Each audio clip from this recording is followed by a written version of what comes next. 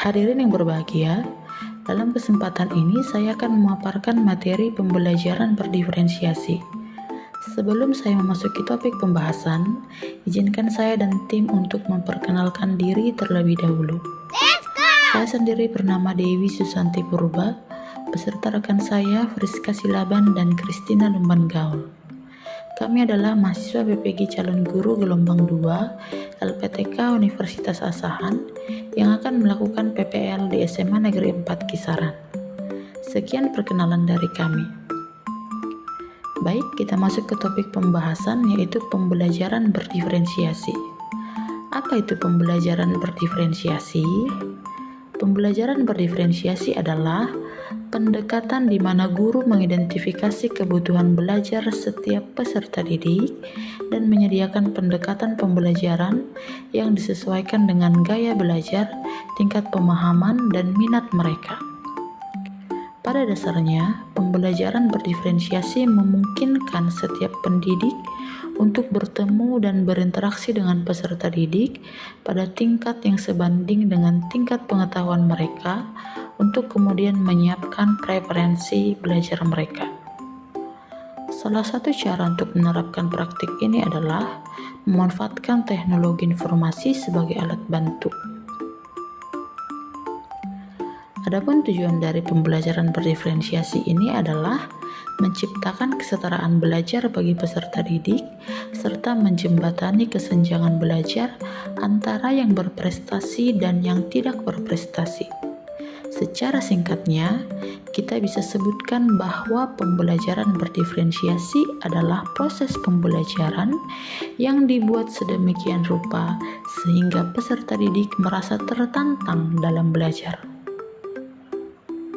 Selanjutnya kita akan bahas ciri-ciri dari pembelajaran berdiferensiasi. Apa ciri-ciri pembelajaran berdiferensiasi? Kita lihat bersama-sama. Yang pertama yaitu berfokus pada siswa. Dalam hal ini, guru merancang pembelajaran yang sesuai dengan kebutuhan siswa, mengatur waktu, ruang, dan kegiatan daripada sekedar memberikan materi secara umum. Yang kedua adalah bersifat proaktif. Dalam pembelajaran berdiferensiasi, guru mengambil langkah proaktif dengan merencanakan strategi pembelajaran yang berbeda untuk setiap siswa sejak awal. Ini melibatkan antisipasi kebutuhan belajar individu dan mempersiapkan metode pengajaran yang sesuai untuk setiap siswa di kelas. Yang ketiga yaitu fokus pada kualitas. Fokus utama dalam pembelajaran berdiferensiasi adalah kualitas tugas yang diberikan kepada siswa, bukan jumlahnya. Artinya, siswa yang telah menyelesaikan tugasnya tidak akan diberi tugas tambahan yang sama, tetapi akan diberikan tugas lain yang berbeda untuk memperluas keterampilan mereka. Yang keempat yaitu menyediakan berbagai pendekatan.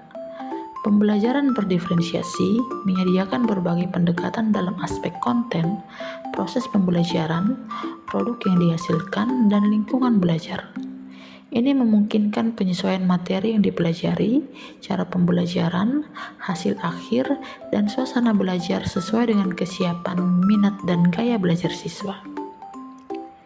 Yang kelima yaitu proses belajar yang berkelanjutan. Guru dalam pembelajaran berdiferensiasi selalu melakukan asesmen secara berkelanjutan untuk memahami kondisi dan tingkat pemahaman siswa. Hasil dari asesmen ini digunakan sebagai umpan balik untuk menyesuaikan metode pengajaran sesuai dengan kebutuhan individu siswa.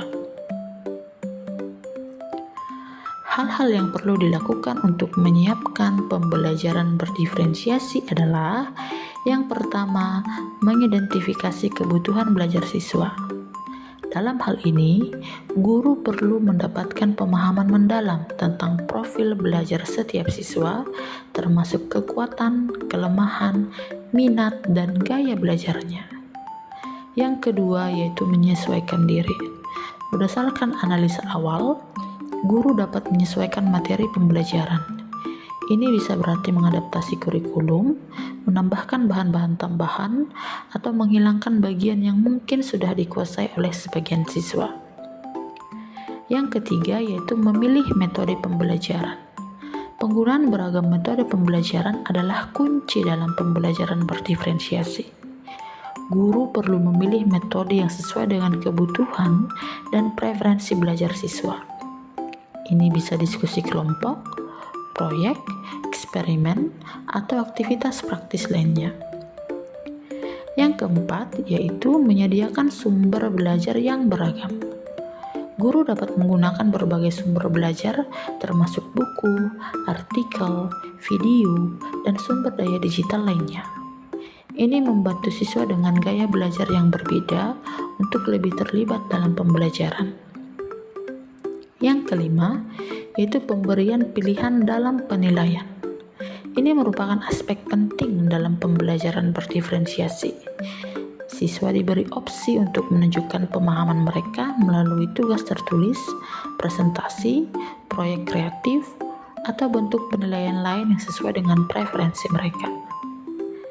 Yang keenam adalah kolaborasi dan diskusi.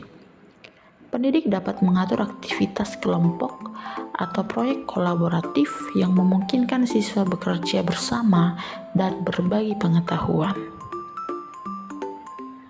Berikut adalah salah satu contoh penerapan pembelajaran berdiferensiasi dalam pembelajaran descriptive text.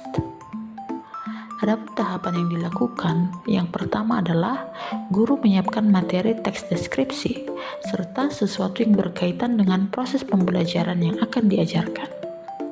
Selanjutnya, guru mengelompokkan siswa. Pengelompokan tersebut berdasarkan minat dan gaya belajar siswa.